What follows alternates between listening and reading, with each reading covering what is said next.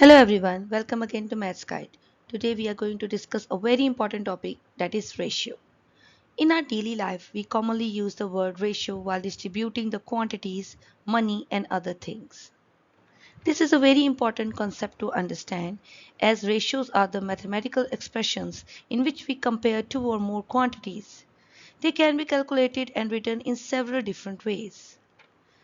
So grab your pencil and let's discuss about different elements and aspects of ratio. Now let's start with what is a ratio. A ratio is a numerical comparison between two quantities or things of the same kind. Always compare the quantities of the same kind with same unit. Because the ratio of same quantities can be defined, but the ratio of two different quantities is meaningless. We cannot compare his or her weight with his or her height. The ratio can be expressed in three forms: word form, ratio form, and fraction form. Suppose we have two quantities x and y and we have to write it in the form of ratio. We can write in the form of ratio with this ratio symbol. And in words we can say x to y, and in fraction we can write it like this using fraction bar.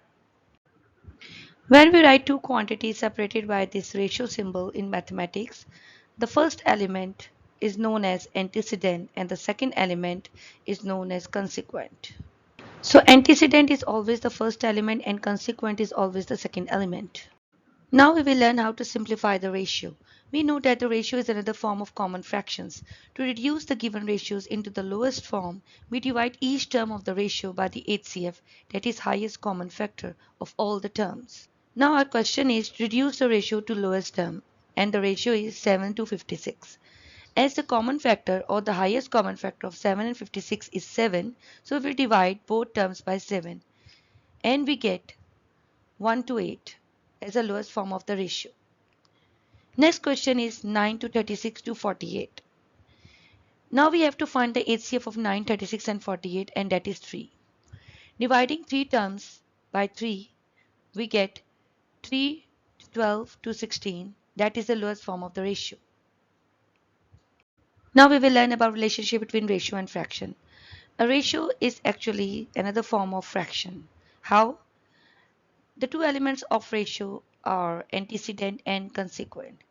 Here the antecedent become numerator and the consequent become denominator.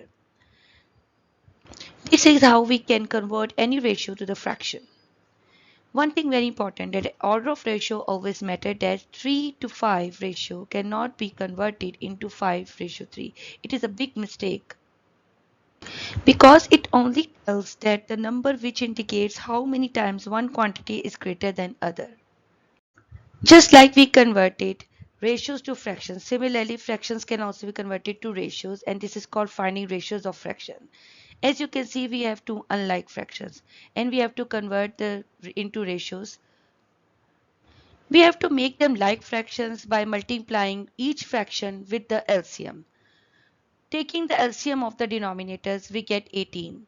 Now we will multiply each fraction by 18 and simplify each side of the ratio. Now we get 15 to 4 as the simplest form of the ratio, and this is how we can convert fractions to ratios. This is exercise 4.1 question number 2. We have some fractions, and as you know, the numerator is antecedent and the denominator is consequent. So we should follow the sequence of the elements of the ratio. 3 by 5 can be written as 3 to 5 and separated by the ratio symbol. And again the next part is 7 by 12 and we will write it as 7 ratio 12 or 7 to 12.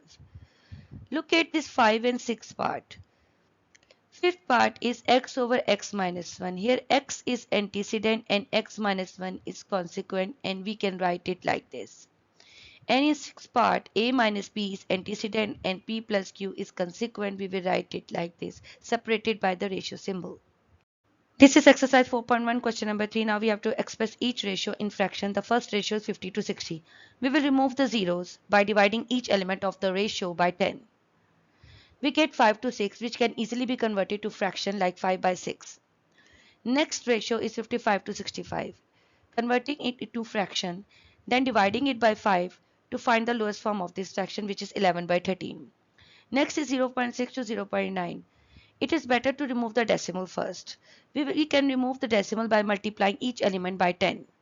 The decimal will move towards the right side and it will become 6 by 9. And the simplest form of 6 by 9 is 2 by 3. Remember one thing, ratio has no units. If the units are present in the question, there is no need to write the units in the ratio in a simplified form. This is the end of my topic regarding ratio. My next lecture will be about rate, which is exercise 4.2 of your textbook. Kindly like, subscribe and share this video to your friends and families.